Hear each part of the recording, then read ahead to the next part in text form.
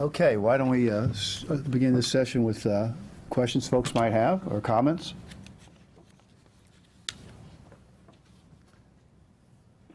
I'll make one comment, which is we really had a pretty small selection of different kind of environmental chemicals talked about here today.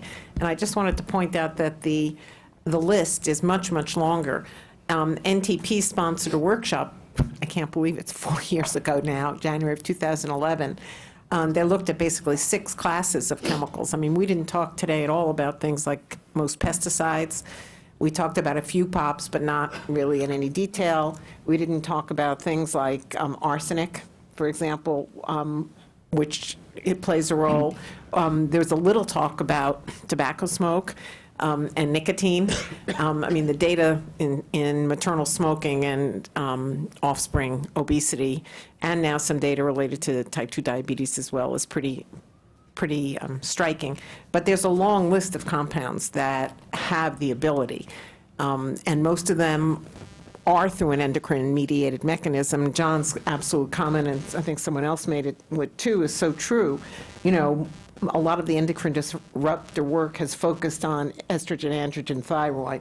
There are many, many, many other endocrine systems that have the opportunity to be disturbed. Jerry? So I think all of the speakers did a terrific job to identify long lists of needs that need to be done. So now could we focus on how to achieve that? What would be a path forward to maybe try to integrate all the different environmental components that we think might be involved in somehow to really move the field forward? I think this is the key message that we need to get out of this meeting, because what happens, we have meetings like this all the time, and we end up identifying the lists of gaps and needs, and then we all go home, and nothing is done. So what would be the next steps that we could take to try to really address this and move the field, so we could get the Obesity Society to be more interested in all of the work we're doing, for example? Maybe Nick wants to respond? Oops. Maybe Nick wants to respond to that? I don't think he heard you. Nick, I don't know if you heard me, but as president of the Obesity Society, you just had a challenge from Jerry. Yes, now I heard it. I was pretending that I didn't hear. Now, I think this is an excellent question. Yeah, that's exactly right, though. One thing is, but I think this is a good start. We need to know what is it that we don't know. Because if we believe that we know everything there is to know and nothing more needs to be done, then that's where we stop. But identifying what we don't know is a beginning, so we know now if we start walking in that direction. But I keep coming back to difference between clinical treatment and research. We have to continue offering what we have best in our toolbox for treatment of obesity, but not forgetting that is not the most effective thing. And then we go back to research. And then, as there are all these factors that have been put forth, various factors that need to be looked at, and the contribution of those factors to determine what are the factors that are preventable and what are those that just cannot be prevented. You just know about them, and nothing much can be done at this stage. For instance, I'll give you 2 examples. One is, suppose sleep duration is linked with obesity, and if you know a patient has obesity influenced by his sleep duration, so that treating that patient only for weight loss without talking about his or her sleep pattern may not be effective. So that's something that can be modified. We also know another component, such as intrauterine environment, that may lead to metabolic effect. Now that intrauterine environment is already done. You can't do anything about it. But at least, so there is a distinction between those two factors, things that we can control and things that we can modify versus things we just cannot. So I think that is kind of approach, it becomes more and more clear to us once we start understanding what are the causes. And one final comment I want to make is we all tend to believe that it is so simple that all we need to do is tell people eat less, move more. And I have done this many years in my life. I have treated more than 10,000 cases of obesity, and I have come to realization what I'm just telling you, that it is really not that easy for somebody to just stop eating. Yes, it is under volitional control, that it is your hand that picks up the fork and puts the food in your mouth. So, but I can make an argument that your breathing is under your volitional control as well. If I tell you that you're breathing 18 times a minute, start breathing 12 times, can you do that? Well, yes, you can. The key question is, how long will you be able to do it? Well, 5 minutes, 10 minutes, whereas we have to control food intake for day after day, week after week, month after month. And that's why we don't get the success that we expect. So all that needs to be kept in mind moving forward, and we need really treatment that don't work necessarily only in clinical trials in the hands of best of researchers in the world, but we need some treatments that can work in the real world at a population level. Thank you. Paul? Thanks. Paul Sandifer from the College of Charleston and Hollings Marine Lab and a member of the Roundtable. So this has been very educational for a marine ecologist the last day or so, last day and a half. And so one of the things that struck me, though, is the paucity of animal models for your studies. And there was only one study, I think, that was mentioned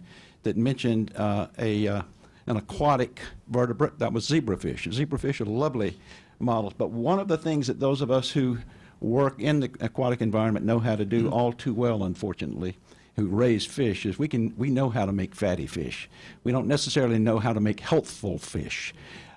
So I suggest to you that there are a whole lot of other organisms out there that might prove to be very, very useful experimental models for some of this work, especially since so many of the EDCs are waterborne or water-mediated. It might be really instructive to deal with these in animals that live in that environment all the time, and you're dealing with delivery systems across gills and so on, as well as through digestive processes. So I simply suggest to you to broaden your sights of potential experimental models that might give you some additional insight.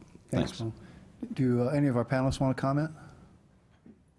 So, Paul, I think, as you know, I happen to love zebrafish, and we are doing some of what I'd say mid-throughput screening, some things in zebrafish, and we're also using C. elegans, and other people are using Drosophila. So, I mean, I think that there is some broader use of different species. There are other aquatic species that are being used, too. And clearly, if we ignore what we see in wildlife, and by wildlife, not only critters in the field, but domestic species and so on, we ignore it at our risk. I mean, look what's happening to cats and dogs, living with people today. I mean, obesity is a huge problem. Yeah, we also use zebrafish at EPA quite a bit now, and I was fascinated to see the visualization of the fat glob. Yeah. Oh, yeah. I know there's some publications in Salmonids on obesity and things like that are there. So, yeah, I agree. This is Suzette Kimball. I'd also like to add in support of Paul's comments that there is a fairly robust body of research ongoing about bioaccumulation, and fish are the species of choice, but looking at the concentrations of these kinds of chemicals as you move up through the trophic levels. And, at that point, it also becomes then a food source. And so what are the potential implications of transferring that high levels of bioaccumulation of these contaminants in the higher trophic level fish and other animals, but we've been doing the research on fish, into the human system. And I think that's another avenue of research that has some potential applications to this question. Well, Susan, I would agree with you, but suggest that we probably don't need to only consider bioaccumulation in fish, because there actually appears to be some difference. When you look at, for example, terrestrial animals, some of the patterns of bioaccumulation appear different. And, again, humans are terrestrial most of the time. And I think that we need to be looking more broadly. But certainly we've learned a huge amount from understanding issues of bioaccumulation and bioconcentration. We have somebody from our webinar. Okay. It's actually Christina Rathore NIH. In a way, it's a continuation of what was just said before with regard to the question, what can we do now that we have identified certain areas that clearly need more research and others that can enrich another area of research? And my suggestion would be to put together resources in a sense that I, for example, need adipocytes. I'm a clinician. I don't have easy access to adipocytes. And Barbara wants the concentrations of artificial sweeteners that occur under normal daily intake situation. And somebody else needs a liver enzyme experimental setup to test something else. And I think even within just this group, we could potentially help each other to so that I don't have to do the adipocyte, but I can focus on my breast milk stuff. And I think that would be a concrete answer to where do we go from here and what can we take home, basically, as something that is translatable into practical action. Thank you.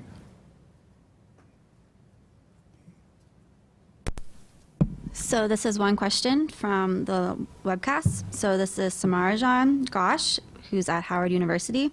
So it's more of a comment, and then if any of the speakers also want to comment on it. So her comment is that as we're looking at the obesity and diabetes epidemic issues, it seems that what would be helpful would be a big research initiative, something similar to the Human Genome Project, that is also multinational, because this isn't an issue just affecting this nation, but is actually a world issue. Somebody like to respond to that observation? NIH is at the moment launching another big research initiative called Precision Medicine, which is going to involve eventually compiling, mainly from existing cohorts, potentially over 1 million-person cohort that will be followed longitudinally. The idea is to have access to the environmental health records and expand that with additional questionnaires to get, you'd have both like biomedical exams, and you'd have extensive questionnaire data, and potentially take biospecimens and so on. And there might be an opportunity to take advantage of some, for example, GIS modeling, and even potentially put in some environmental endpoints into something like that. I think a large international trial would be great, or some kind of international cohort would be great, but these are extremely difficult to start, these very large cohorts, and I really think what we need is early life exposures. That would be where I would put my focus, and we do have a number of large birth cohorts that are being looked at in multiple places in the world, and much smaller numbers in our country. I have to say, I was struck, and I've thought of it before, but it really hit me when we talk about puberty, that almost all the data in the changes in puberty are in girls, and there's been very, very little done on boys. And I'm thinking about the Children's Environmental Health Centers that NIEHS co-sponsors with EPA, and we're only looking at girls. We have right here in the front, please. Yes, I wanted to say two different things.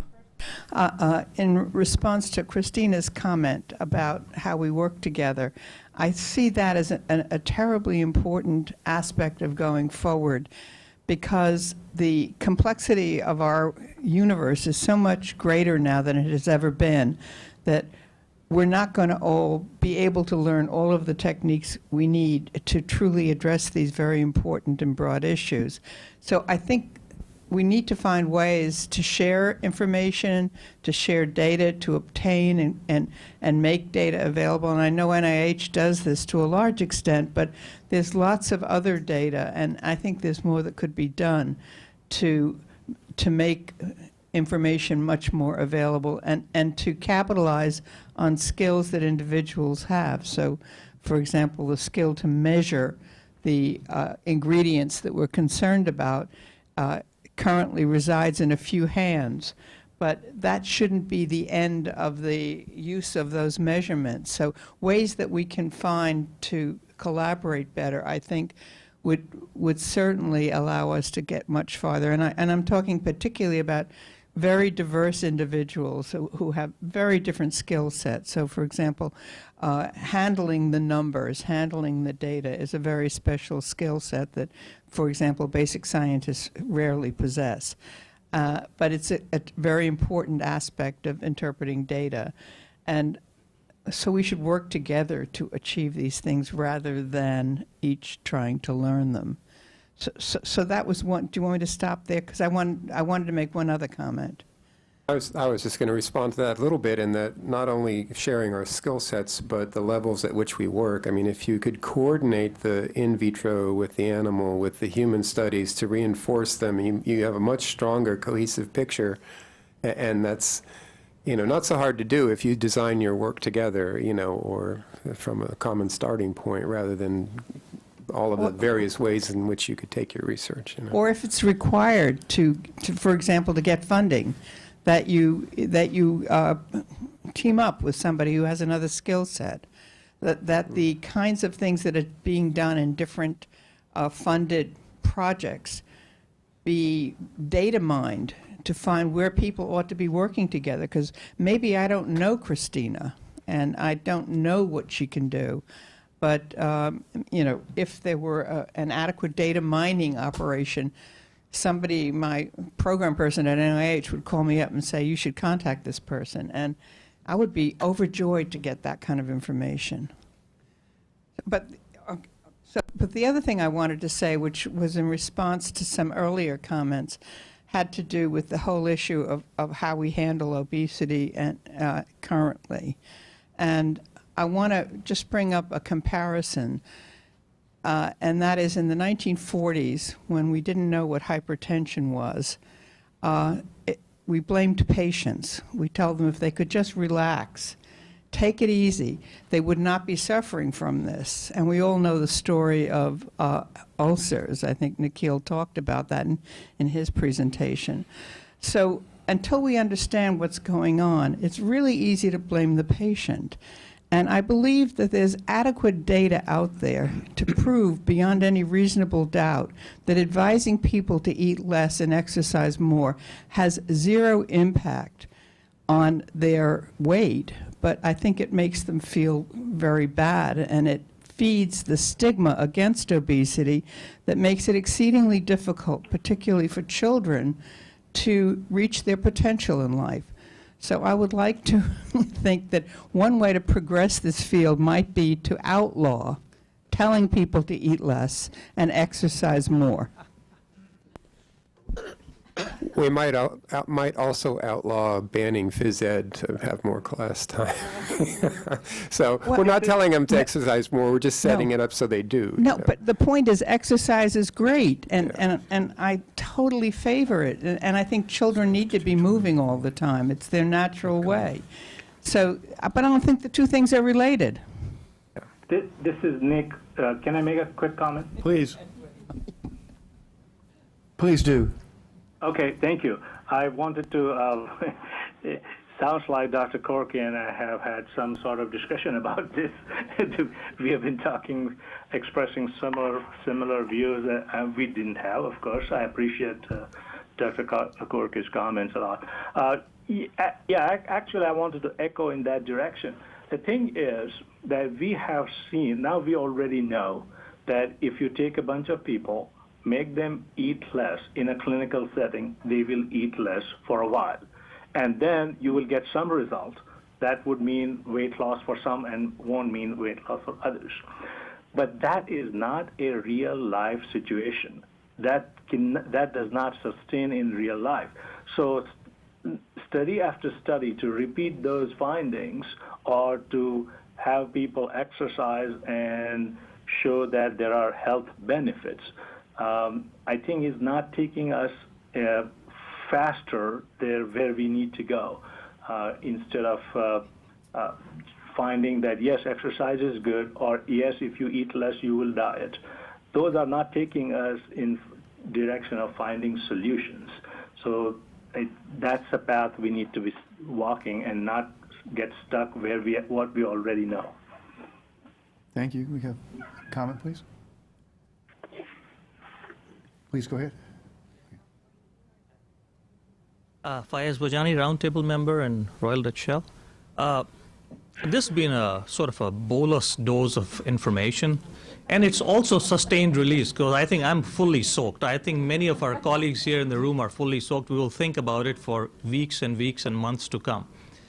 Having said that, there is at least one area where we have, had a very light touch here, and I recognize that, there are always finite amounts of time that we can dedicate to it, and that area is the area of addiction.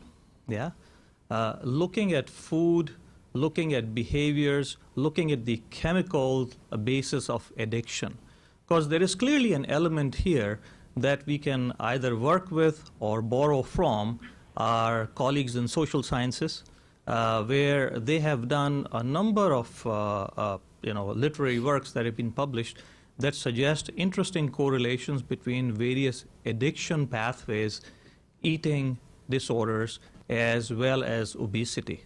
And in my perspective, this is completely within the scope of the environment and environmental health, because and also chemicals at the same way. Yeah, this is maybe not extrinsic chemicals, but intrinsic chemicals, and we've been talking about intrinsic chemicals at the same time. So I think as we move forward and look into the research, perhaps we should also try to see if there is any possibility of combining some approaches, learning from them, and then, as Barbara was saying and John, that perhaps putting the efforts together, because clearly this is not a single source issue. Thank you. Thank you. This question is from the webcast. Well, it's actually more of a comment and a question. So this is from Lisa Lefferts, and she's with the Center for Science and the Public Interest. So she notes that we've heard from distinguished scientists and leaders from NIEHS, EPA, and USGS, and she's wondering if there's anybody in the room from FDA who would be able to speak to their interest and involvement in these issues. I think that's a yes or no answer. Yeah, unfortunately, there's no one here, although they were invited. Yeah. Please, go ahead. Just my little comment. I'm Archana Lamichane again from UNC Chapel Hill. Thank you all for, particularly NIHS and IM for organizing this workshop. Over this day and a half, there are a lot of interesting things I came across, and definitely some new things that I learned, which I didn't know earlier. But one of the interesting thing I kind of noticed in this workshop is every presenters were talking about their specific areas of interest and expertise from that background, but then everyone agrees that there are multi-level factors that's operating to influence obesity as well as other metabolic conditions.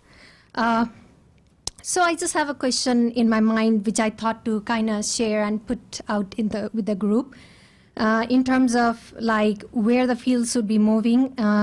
Are we ready for some interdisciplinary type of research with experts from various fields trying to come together and answer the question we all have been trying to tackle about obesity or related disease? And what should an early stage investigator take from this type of workshop, like me, who is attending here? Because by the end of the day, all it comes is to whether your research is interesting and novel to the funding agency, which then means whether you propose to take this holistic approach to address obesity, which may no more be interesting as compared to confined research and trying to understand specific pathways, even though I'm interested in more interdisciplinary work, coming from different backgrounds like GIS, environmental science, and epidemiology. I do have a lot of interest, but then by the end of the day, it's more about what the funding agency is interested in, and confining your area of research is the practicality that we face all the time, and which is a challenges for like investigator like me who had just started the career,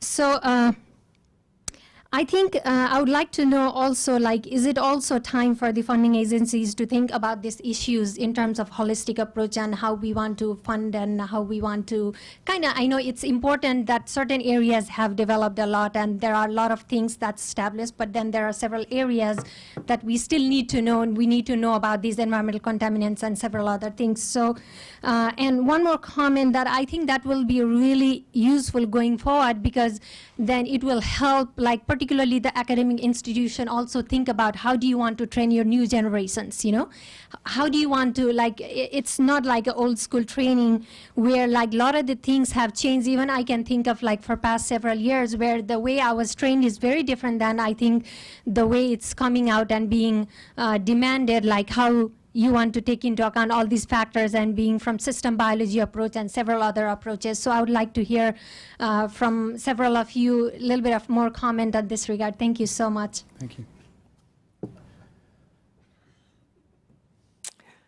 So we're always interested in our new investigators, our early stage investigators at NIEHS, our program administrators, people like Jerry Heindel and Thad Shug, and a whole group of them are very happy to talk to you, to understand what your interests are, and help provide some suggestions and guidance. At NIH, we always run a little bit of a push-pull kind of approach between very basic investigator-initiated research and, for example, our putting out funding announcements where we say we're really interested. So one of the calls I think John mentioned, and Barbara might have mentioned, the issue of that we need to get people working together, and we've done that in quite a number of our RFAs. For example, in our breast cancer and the environment research program, when we actually had centers in that area, we required that there be basic work that involved both animals and mechanistic studies. We required clinical studies. We required observational studies. And it was amazing what comes out of it when you get all people working together. And so that kind of thing is very exciting. But the more that we put into funding announcements or, specific proposals, the less we have available to fund R01s, and again, that's a challenge that we have to face. And the same investigator will call for, I want something in my field that I can really apply for. At the same point, they want an R01. So I'm just saying there's a limited sum out there. That being said, NIEHS has developed many approaches to increase transdisciplinary work. For example, with the Victor program, where if someone has an R01, up to 2 other investigators can basically add on with additional studies that were not in the original R01 but are related to it, and which is a way to expand the kind of disciplinary approach in many ways. And so I think when it comes to training, again, and it's hard for me to speak, I can speak at NIEHS, I can speak a little in general about some of the other NIH institutes, but it's clear that there is a growing focus on enhancing the diversity of training experiences and improving the training experiences of all NIH-funded, both pre-doctoral and postdoctoral students. So I think that efforts to require more broader kinds of training are being encouraged. But I certainly share your concern's not the right word, but interest in the fact that very often to get a grant funded, you're going to have to actually narrow, when we're looking at solving certain problems, that by being too narrow, we could miss the forest for the trees. And I think that's an issue we just have to deal with. Al? Al Garland, EPA Roundtable member as well. I'd like to sort of propose another research area, which is sort of outside everyone's field here, I think. But I have a niece who's an environmental science and policy major, and she sort of fell into this crowd of people who are kind of green. And I think they lose a certain credibility. They come to our house and talk about environment with me, and they just don't speak on the science as much. And I think if they could sort of, although I think they would echo many of the sentiments here, and I would probably tune them out because they weren't speaking as sort of science.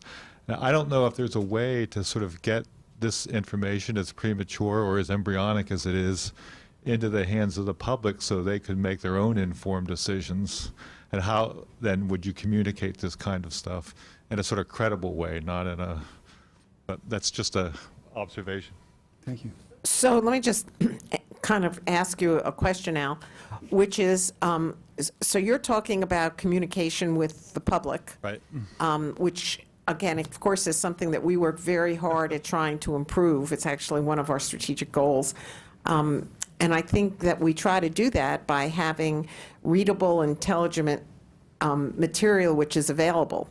So, for example, if you go to our website, I believe we have a fact sheet on, for example, obesogens, which is, you know, I think an educated 6th to 8th grader could understand, and that's a start, but we certainly try to also get out into the community. We have many community groups involved in our partnerships for environmental public health. Often those have to deal with disadvantaged communities, but not exclusively. And there are ways that, and we provide training and information to these groups who then provide it to all of their constituents as well. That's helpful to know. Maybe this is like new to me as well. I guess I get my head in the sand at EPA on stuff like climate, but I don't know. The fact that these, she belongs to several groups, and they've come over a couple times now to talk to me about EPA and how we make environmental policy, and I stress the science-based nature of it, and they sort of get this disconnect look. So, yeah, I'm just trying to sort of try a way to build a bridge to groups like that. But I'll work on that, or I'll think about it some more. Yeah, I'd love to speak to your niece. So, Lynn? Yeah, I wanted to kind of go back to a bit of a broader public health perspective on this issue. I mean, the fact that chronic diseases associated with obesity cost the economy billions every year, and that the prevalence is twice what it was in the 1960s when we started doing NHANES. And even though there's been a leveling off of obesity in the youngest kids, it's not going back down to where it used to be. And so there's an enormous future cost associated with that as well. And I really appreciated the data that Bill Dietz gave us yesterday, showing us on a daily basis the very small increment of energy that's involved with not only becoming obese, but also not being obese. And that particularly that it's the easiest to do prevention with children, young children, because of the fact that it's a small amount of extra energy for them. And that, so I think it is important, even though it's kind of boring from the standpoint of basic science, but I think it's important to look at all the interventions that are underway and to take a serious effort to identify the things that are actually working and to spread those. Because right now there's very much a scattershot approach. Everybody realizes, I think this is an important problem. We see states doing stuff, foundations, companies, government agencies, everybody's doing things, and something is happening. But being able to select from all of that, what are the things that we're doing that are actually working, and promoting those, even while we're trying to understand fundamentally what's causing the problem. I think it's absolutely essential from the standpoint of public health that we do that, because we can't really afford, 10 or 20 or 30 years of understanding the entire biology of the system before we start taking action to protect people. And I think the same is also true for treatment. And as much as, I am a prevention person, this is my, my 12-step program. I am a public health person. So, I really believe in going as far upstream as you can to protect people. But a lot of people already are obese, have many of these diseases, and the treatment situation is not what it ought to be, not at all. And I would agree with what some have said. It's not enough to tell people just don't eat, just exercise more. It's not working. Whatever we're doing, it's not working. And I don't think that surgery is particularly a great intervention. That's not only affecting your absorption of calories, but all kinds of other nutrients. I mean, as a physician, I could give you the whole litany of what's wrong with that, all the things you have to replace because they're doing that, and unfortunately, probably things you have to replace that we don't even know about because there's so many gaps in our knowledge. And so I think even though it's not at the cutting edge of science necessarily, but this need to intervene, both at the population level and the individual level, I think is critical. And to get engaged with that, and yes, even be able to make recommendations, because I do think that we have seen that some things have been workable, like taking sodas out of the schools, and some other things that have been done, in terms of feeding our children food that we can look at and know isn't the right food for them to eat, and we wouldn't serve them at home, and they shouldn't be getting it in school. So, and some of that actually has been proven to work. So I think that we do need to be also about doing that, as well as allowing our kids to be more active, which they'd like to be anyway, probably. But thank you. Thank you, Lynn, for the comment. Jack Spangler, Jack. Harvard again. So, Lynn, just to follow up on this, I think you make a very good point. Sometimes I think there's a disconnect between where the science is and where foundations want to act. But the JPB Foundation has funded my colleague Steve Gorkmaker to take a holistic review or overview of all these programs at the school-based programs, community-based programs, and look at effectiveness of this. So that's work in progress. And since I feel like this session is an open mic session, I think I'll just get up here and add something else. I wanted to share the results of a dissertation that one of my doctoral students recently completed, Peter James, in fact. He used to work for the Academy, for some of those who might remember Peter. And he took the Nurses' Health Study, some 200,000 nurses, and geocoded every address they had. And then he looked at urban densities around these addresses. He looked at walkability scores for these locations. He looked at all commercial establishments around the places, street widths, and everything else he could get out of land use databases.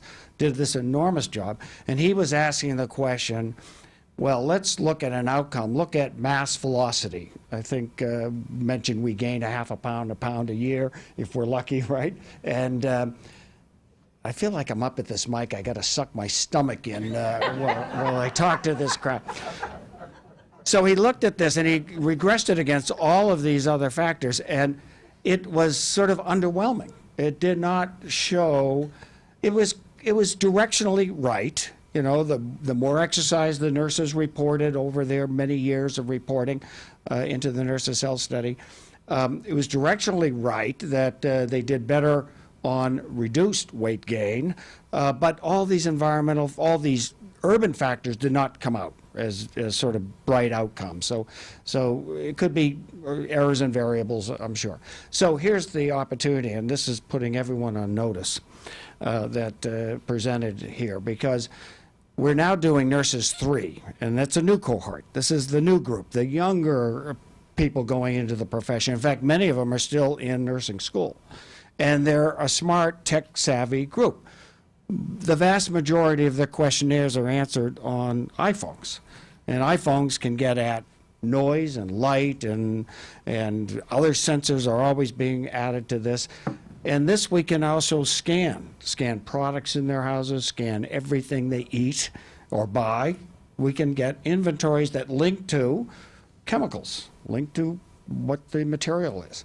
So we have new opportunities to do things. I think we're up to 60,000, 70,000 recruited in this new Nurses' Health 3 that will go for some time.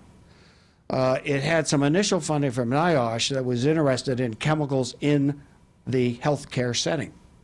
So so we're working on that part, trying to get those inventories, and nurses report to us. But we want to extend it to homes, and we want to extend it to their diets, and we need help. that. This is an open call for assistance in that. And I was telling Barbara we have the best kind of money. It was like found money. It was a will left in our name to the School of Public Health to look at chemicals and health. And so it gives us an opportunity to implement something at a quicker pace, but not unsoundly. And that's why this is why I'm going to get back to several of you.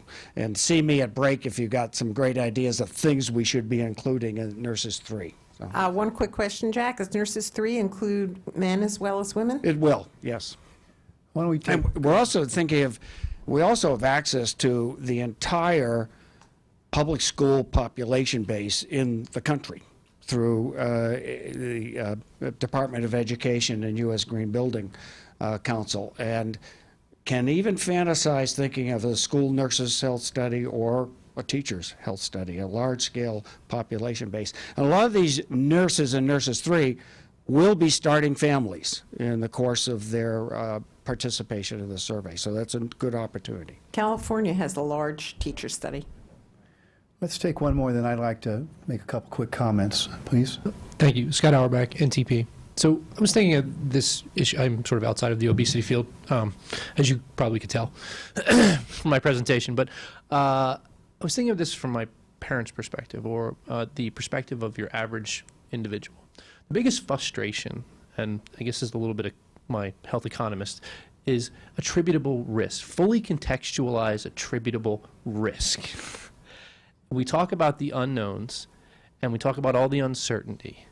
But being able to contextualize attributable risk to consumers is really critical. So anything going forward and thinking about what we want to research, I really think we need to consider the ability to actually attribute risk in the population to those effects. Otherwise, it's just another thing that people don't know how to comprehend. And the choices they make end up being unbalanced in a way that potentially is inappropriate. And so just to keep that in mind as you're going forward, I think would be very, very helpful. Let me build off of that, because it's not inconsistent with the comment I was going to make.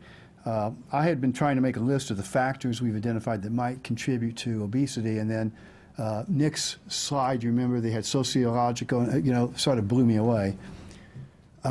From an agency perspective, one of the challenges we have is going to be able to pick that signal up from the background. And these are lots of modifiers and so forth, but if we're going to try and take an action, whatever that action may be, either reducing releases or advice to the public or whatever, we're going to have to understand something about that contribution to the conditions we're looking at.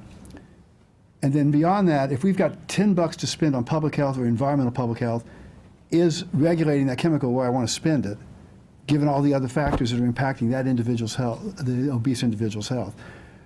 We may not be ready to have that dialogue yet, but that's, if somebody was bringing proposals to me right now where they had 30 modifying factors, I'm going to look at them, I need to understand something about what are the implications for actions the agency needs to be able to take. So I would simply offer that as maybe a consideration. And I have one science question to ask, which may already be apparent.